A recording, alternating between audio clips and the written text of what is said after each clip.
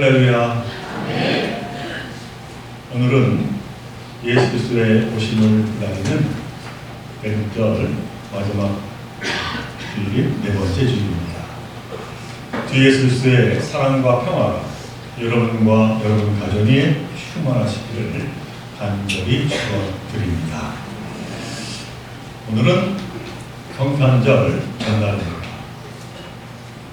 성탄절 전날에 가장 많이 팔리는 것이 무엇인지 여러분들 아십니까?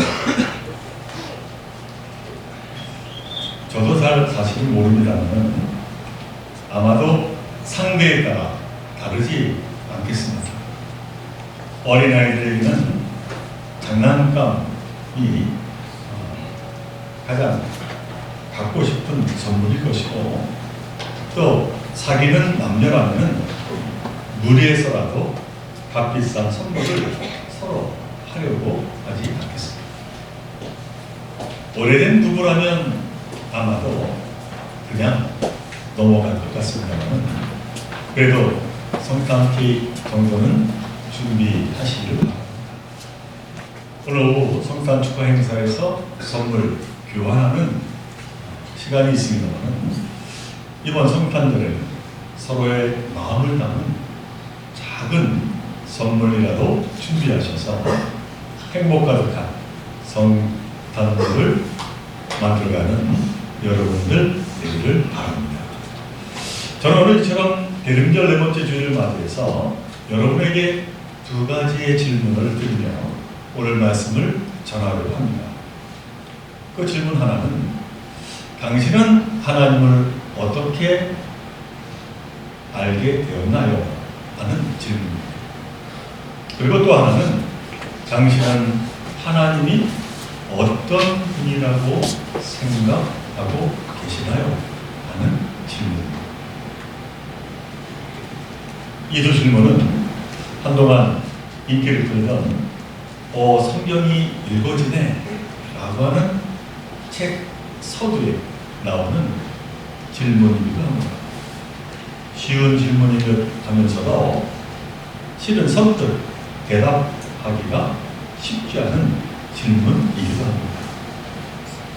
그 책에 따르면 어찌되었든 이 같은 질문에 여러분들이 다음과 같이 대답을 하게 되었다고 합니다. 먼저 A라고 하는 집사님이 이렇게 대답을 했습니다. 저는 어렸을 때 무덤이 많은 마을에 살았습니다. 그런데 밤에 그 옆을 지나가려면 여간 무서운 게 아니었습니다. 그래서 밤에는 밖을 못 나갔습니다. 근데 우연히 친구를 따라 교회를 다니게 되었습니다. 그리고 어린 마음에 교회에 가면은 늘 무섭지 않게 해달라고 기도를 드렸습니다. 근데 정말 어느 순간부터 그 두려움이, 그 공포가 싹 사라져 버렸습니다. 너무나 신기했습니다. 그때부터 저는 정말로 하나님을 믿게 되었습니다. 그렇게 이야기를 했습니다. 또 B라고 하는 권사님이 이렇게 대답을 했습니다. 저는 젊을 때 늘 두통에 시달렸습니다. 그런데 문제는 온갖 약을 다 써도 이 두통이 해결이 되지 않았습니다. 그러다 동네 언니를 따라 부흥에 참석하게 되었는데 갑자기 몸이 뜨거워지면서 피가 머리로 다 모이는 것 같더니 그 두통이 싹 사라져 버리고 말았습니다. 놀라운 경험을 했습니다. 그때 정말로 하나님이 계시다, 그렇게 믿게 되었습니다. 마지막 C라고 하는 집사님도 이렇게 대답을 했습니다. 저는 교통사고를 크게 당했습니다. 온 가족이 피투성이가 되었죠. 아, 사람이 이렇게 죽는구나 하면서 정신이 바물바물 거리는데 사력을 다해 하나님께 기도했습니다. 하나님, 이번 한 번만 살려주신다면 평생 하나님을 위해서 살겠습니다. 그랬더니 하나님께서 그 기도를 들어주시고 온 가족이 무사하게 되었습니다. 그 우리 가족 모두는 열심히 신앙생활을 하게 되었습니다. 이렇게 아마 여러분들 가운데서도 이분들처럼 간증할 만한 하나님에 대한 신적 체험이 분명히 아마 있으실 겁니다. 근데 이 같은 신적 체험은 사람마다 다 다르고 다양하다, 그렇게 말씀을 드릴 수가 없습니다. 위에 예를 든 내용처럼 말입니다. 다시 말해 내가 체험하고 인식하게 된 하나님과 다른 사람이 체험하고 인식하게 된 하나님은 각기 다르다라고 하는 사실이죠. 물론 이 같은 하나님에 대한 각자의 체험은 너무나도 중요합니다. 내 믿음을 더욱 강하게 그리고 담대하게 세워가게 하기 때문입니다. 그러나 우리가 여기서 조심해야 할 것이 있습니다. 그것은 내가 체험에서 얻게 된 하나님에 대한 인식은 불완전하다라고 하는 사실입니다. 이는 다시 말하면은 하나님을 만난 개인적인 체험 사건은 그 개인에게는 너무나도 중요한 사건은 틀림없지만 그렇게 경험된 하나님, 누구에게나 똑같이 적용되는 하나님이라고 그렇게 단정할 수 없다라고 하는 것이죠. 결국 이 말은 유한하고 상대적인 피조물인 인간이 무한하고 절대적 존재이신 하나님을 자신의 그 체험만을 가지고는 정확하게 깨달아 알 수 없다라는 겁니다. 인간은 분명한 한계를 가지고 있다는 것이죠. 자, 그렇다면 우리는 어떻게 해야만 참 하나님을 우리가 만나고 깨달아 알아갈 수가 있을까요? 참으로 감사한 것은 그래서 하나님은 우리를 위해 스스로 자신을 열어 보여주셨다라고 하는 사실입니다. 이 개념을 신학적인 용어로 말하면 하나님의 계시, 이렇게 말합니다. 그러니까 하나님이 이 같은 계시가 수천 년을 거치면서 완성된 것이 바로 성경이다라고 하는 것이죠. 그러니까 우리는 오직 성경을 통해서 하나님이 어떠한 분이신지를 바르게 그리고 정확하게 알아갈 수 있게 된다라고 하는 사실입니다. 그러므로 어떤 분들이 성경을 읽고 배우는 것보다 개인적인 체험이 더 중요하다 말한다면 이는 결코 올바른 자세가 아니라고 말씀을 드릴 수가 있는 것이죠. 우리는 그 무엇보다도 성경 말씀을 통해서 스스로 밝히시는 하나님을 바르게 만나 그 가운데 우리의 믿음을 세워야 될 것입니다.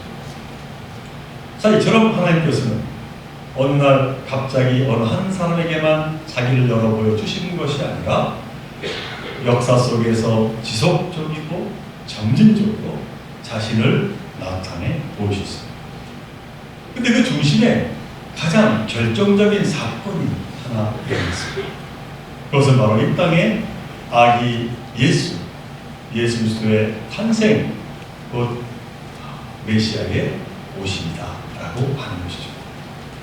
하나님은 인류 역사 속에서 이런저런 모습, 이런저런 방법으로 개입하셨습니다.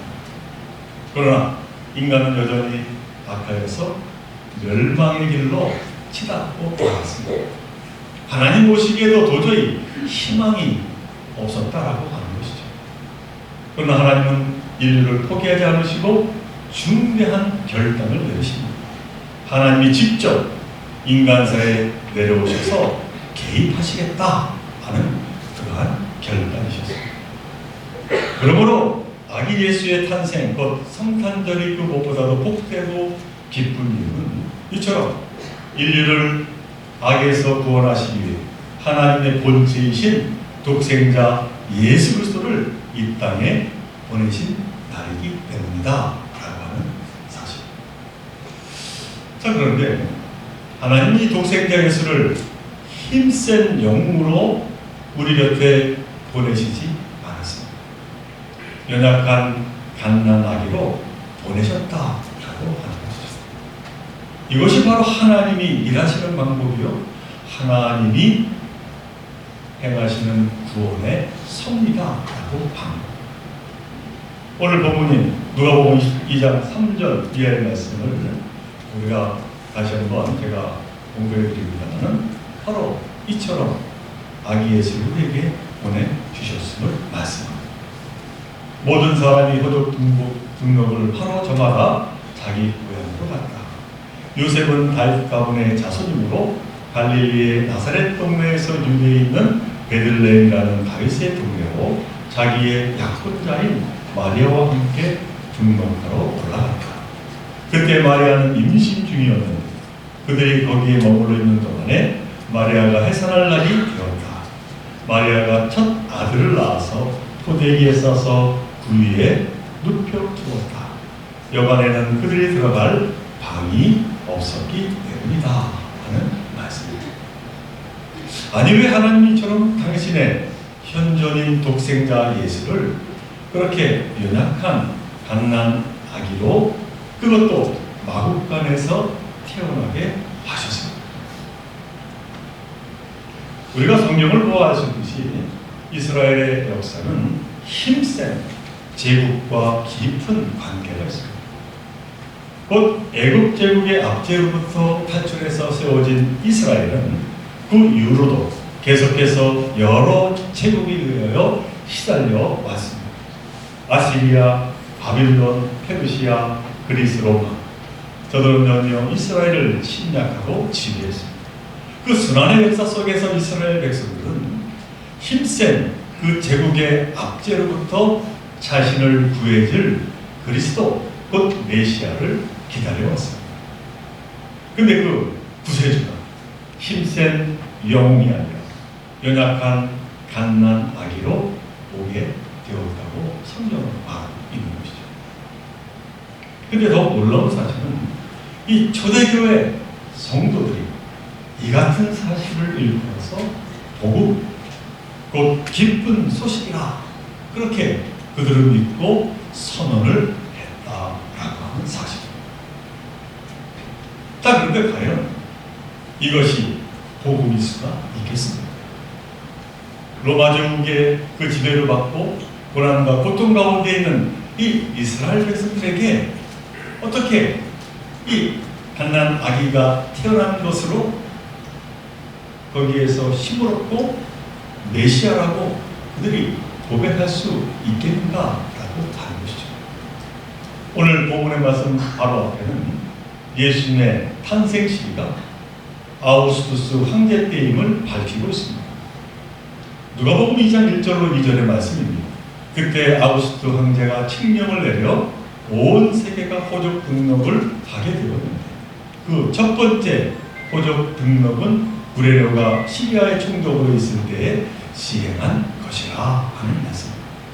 이것들은 사실은 누가복음이 예수님의 탄생이 역사적인 사건임을 분명하게 밝히는 것입니다. 그리고 더 나아가서 이 예수님의 탄생이 갖는 역사적인 너무나도 중요한 의미를 지금 드러내고 있다라고 하는 것이죠. 그러니까 사분 5열되었던 나라를 통일하고 로마 제국의 초대 황제가 된 아우구스투스가 지배하던 그때 사람들이 흔히 로마의 평화시대라고 일컬었던 그 시대에 하나님 독생자 예수를 그곳에 보내셨다. 그렇게 누가복음이 말하고 있는 것이죠. 그리고 이 같은 역사적인 사실은 아기 예수의 오심이 그곳에 너무나도 의미심장한 사건임을 또한 말씀하고 있는 겁니다. 왜냐하면 로마의 평화란 모두의 평화가 아니라 소수 로마 시민만이 누릴 수 있는 평화였기 때문에 이 로마 제국의 사치스러운 삶과 평안을 위해서 다수의 사람이 희생당해야 하는 평화입니다. 이에 누가복음은 예수님이 바로 그러한 불합리한 세상에 진정한 평화의 왕으로 오셨다. 그렇게 지금 말씀하고 있는 것이죠. 달리 말하면 로마 황제 아우구스투스는 가짜의 평화의 왕입니다. 예수님이야말로 진짜 평화의 왕으로 이 땅에 오셨다. 그렇게 말씀을 하고 있는 것. 자, 그런데 문제는 우리에게 잡평화를 주기 위해 오신 하나님, 곧 독생자 예수 그리스도는 이 서론에서 말씀드린 것처럼 흰말을 타고 창을 든 초인으로 오지 않으셨습니다. 그는 포도에게 쌓인 갓난 아이로 그 모습으로 오신 것입니다. 근데 바로 이 사실에서 우리는 매우 중요한 하나님의 뜻과 섭리를 만나 그 안에 힘을 얻어야 된다라고 하는 것이죠. 그러니까 평화의 왕으로 오신 예수 그리스도가 연약한 아기의 모습으로 오셨다고 하는 그 사실은 하나님이 이루시는 그 평화는 세상이 추구하는 평화와 다르다라고 하는 것을 지금 말씀하고 있는 겁니다. 물론 로마를 물리칠 수 있는 강한 군대가 아니라 그 위에 누워있는 아기를 통해 인류를 구원하시겠다라고 하는 그 하나님의 뜻은 도저히 세상의 상식으로는 이해할 수 없는 일이 아닐 수가 없습니다. 어찌 갓난아이가 거대한 제국 로마를 물리칠 수 있다는 말인가? 라고 하는 것이죠. 세상은 우리에게 약한 모습을 다른 이에게 보이지 말라 그렇게 가르칩니다. 내혹한 세상은 우리의 약함을 공격할 것이기 때문입니다. 그래서 너도 나도 힘을 키우려고 노력합니다. 특히 강자가 약자를 억누르는 것이 자연이 정한 법칙인 양 여기는 이 세상에서 이스라엘 백성들도 당연히 강력한 메시아 구원자를 기대했을 겁니다. 그런데 누가 보면 뜬금없이 한 갓난아기의 탄생을 지금 말하고 있는 것이죠. 우리가 잘 알고 있듯이 갓난아기는 정말로 연약한 존재, 누군가의 보호 없이는 살 수 없는 무기력한 존재가 아기입니다. 그런데 놀랍게도 이 아기는 강력합니다. 자기에게 다가오는 모든 사람을 무장, 해체시키는 말입니다. 어른들은 가장 따뜻한 표정과 가장 사랑스러운 언어를 가지고 이 아기에게 다가갑니다. 그러니까 아기는 힘으로 사람을 지배하지 않지만 그 약함으로 사람들을 지배한다라고 하는 놀라운 사실이 있다는 것이죠. 그래서는 어른들의 가슴속에 숨어있는 사랑을 끌어내는 바로 여기에 구원의 신비가 있습니다. 연약한 것이 세상을 구하는 신비입니다. 떨고 있는 어린 짐승을 보면 거두어주고 싶고 우는 아기를 보면 달래주고 싶은 게 우리 사람의 마음입니다. 이렇듯 연약한 것은 우리의 완악함으로 잃어버리고 살던 인간됨을 소환하는 놀라운 정령이 전령이 된다라고 하는 것이죠. 그래서 하나님은 세상의 구원자, 가장 연약한 갓난아기의 모습으로 직접 이 땅에 내려오신 것이죠. 하나님은 강함으로 남을 압도하지 않으셨습니다. 그러나 약함으로 모든 것을 포용하셨음을 성경은 말씀합니다. 특별히 신약 성경은 바로 그와 같은 하나님의 그 모습을 계속해서 설명하고 있습니다. 곧 예수님은 결코 힘으로 대항하지 않으셨다라고 하는 것이죠. 그래서 마태복음 5장 38절 이하에서 이렇게 말씀을 하십니다.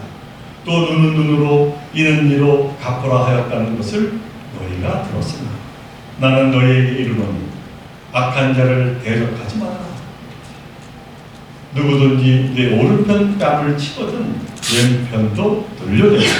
또 너를 도발하여 속옷을 가지고자 하는 자에게 겉옷까지도 가지게 하며 또 누구든지 너로 억지로 오리를 가게 하거든 심리를 동행하라. 그렇게 말씀을 하고 계신 것이죠. 사랑하는 주목교 성도 여러분, 우리는 이와 같은 아기 예수 하나님의 독생자여 그리스도라고 믿고 고백하는 사람. 이 말은 우리는 세상 가치에 따라 강한 그리스도가 아니라 약한 그리스도를 믿는다고 고백하는 자들이다 라고 하는 것이죠. 사도 바울은 이 사실을 분명하게 우리에게 설명합니다. 빌립보서 2장 6절로 이하의 말씀입니다. 그런 근본 하나님의 본체시니 하나님과 동등됨을 취할 것으로 여기지 아니하시고 오히려 자기를 비워 종의 형체를 가지사 사람들과 같이 되셨고 사람의 모양으로 나타나사 자기를 낮추시고 죽기까지 복종하셨으니 곧 십자가에 죽으시리라 말씀합니다. 곧 하나님의 본체이신 예수님은 하늘 보좌를 버리시고 높은 데서 낮은 데로 강한 데서 약한 데로 내리셨고 힘없이 십자가에 달리셨다 이렇게 말씀하고 있는 것이죠. 왜 그렇게 하셨습니까? 욕망에 사로잡힌 이 세상의 가치는 약한 데서 강한 데로 낮은 데서 높은 데로 강한 데서 부한 데로 계속 끊임없이 올라가기를 열망하기 때문인 것이죠. 그러나 그 결과는 어떻습니까? 강한 자는 더 강해지고 약한 자는 더 약해집니다. 높은 자는 더 높아지고 낮은 자는 더 낮아집니다. 이렇게 탐욕으로 살아가기에 세상은 점점 더 살기 힘든 세상이 되어버리고 있는 것이죠. 이 같은 죄악의 꼬리를 끊고자 하나님이 직접 갓난아기로 내려오시게 되었다. 성경은 우리에게 말씀하고 있는 것이죠. 사랑하는 조교회 성도 여러분, 우리 믿는 성도들이 예수 그리스도의 탄생을 기뻐하는 것은 바로 예수님이 이루신 그 약함이 강함을 이긴다라고 하는 진리를 분명히 믿기 때문입니다. 그리고 이는 단순한 말이나 환상이 아닙니다. 예수님은 분명 십자가의 죽음을 당하셨습니다. 너무나도 무기력하게 그만 십자가에 달려 돌아가셨습니다. 그러나 사흘 만에 그 죽음을 이기시고 부활하셨습니다. 약함이 강함을 이겨내신 것이죠. 바로 이 세상에 옳다는 그 힘의 가치를 예수님께서 완전히 무너뜨리시고 오히려 우리로 약한 것이 약한 것이 아니요 낮은 것이 낮은 것이 아님을 우리에게 보여주셨다라고 하는 사실. 우리는 예수 그리스도의 부활의 능력에 힘입어 살아가는 자들입니다. 그러므로 우리는 비록 지금 내가 약하고 또한 여러 가지 고난스러운 게 있을지라도 희망의 노래를 부르며 살아갈 수가 있게 되는 것. 바라기는 복된 성탄절을 하루 앞둔 오늘 바로 이 약함이 강함을 이긴다고 하는 그 복음의 말씀을 늘 마음에 담고 하나님 나라의 비전을 꿈꾸며 갓난아기 예수의 오심을 참으로 기쁨으로 맞이하며 찬양드립니다. 저와 여러분들 모두가 되시기를 주님의 이름으로 간절히 축원을 드립니다. 이런 기도입니다. 사랑하는 하나님, 오늘 누가복음을 통해서 예수께서 이 땅에 오실 때에 높은 보좌를 버리시고 낮은 곳으로 내려오신 참으로 그 놀라운 그 사건에 대해서 우리에게 말씀하고 계십니다. 하나님께서는 힘을 누르지 아니하고 약함으로 강함을 누르고 낮음으로 높음을 누르며 하나님 나라를 이루어가고자 하셨습니다. 그리고 부활하셔서 우리에게 다시 한번 하늘의 소망을 더하여 주셨습니다. 바로 그런데 이제 내일 성탄절을 저들 맞이하는 저희들 모두가 이와 같은 예수 그리스도의 놀라운 은혜를 늘 마음에 담고 지금 모든 어려움을 능히 이기며 승리하며 기쁨으로 살아가는 저희들 모두가 되게 하여 주옵소서. 이 기쁜 소식을 또한 많은 이들에게 나누며 살아가는 저희들 되게 하여 주옵소서. 이 모든 것 간절히 바라올 때마다 우리의 생명 되시는 예수 그리스도 이름으로 기도드리옵나이다.